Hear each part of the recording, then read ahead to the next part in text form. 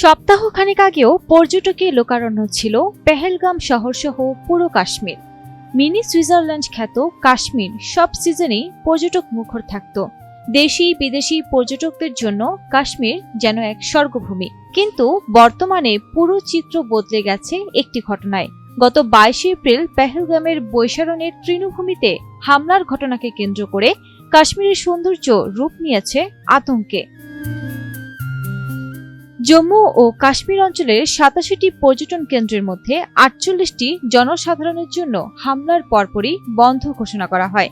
বাকি পর্যটন কেন্দ্রগুলো গত 29 এপ্রিল থেকে বন্ধ করে দেওয়া হয়। তবে কতদিনের জন্য এই পদক্ষেপ নেওয়া হয়েছে সেই বিষয়টি এখনো অনিশ্চিত।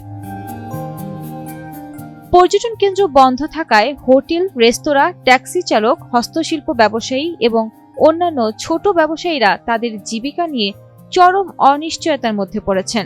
জম্মু ও কাশ্মীর হোটেলস অ্যান্ড রেস্টুরেন্টস অ্যাসোসিয়েশনের সকল সংগঠনের নেতারা বিভিন্ন সংবাদ মাধ্যমে দেওয়া সাক্ষাৎকারে বলেন, প্রায় 13 লক্ষ অগ্রিম বুকিং বাতিল করা হয়েছে। তারা এপ্রিল থেকে আগস্ট মাস পর্যন্ত সাধারণত 25 লক্ষ পর্যটকের আগমন আশা করেছিলেন।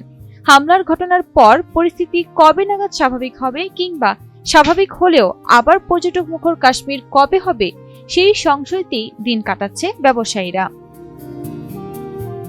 পরিস্থিতি দ্রুত সমাধান না হলে নতুন বিনিয়োগ আসার সম্ভাবনা কমে যাবে, যা দীর্ঘমেয়াদী অর্থনৈতিক উন্নয়নে বাধা সৃষ্টি করবে, এমনটাই ধারণা পর্যটন শিল্পের সাথে জড়িত সকল ব্যবসায়ীদের। তাই পরিস্থিতি দ্রুত সমাধানের আহ্বান ব্যবসায়ী সংগঠন সহ জম্মু কাশ্মীরবাসীর।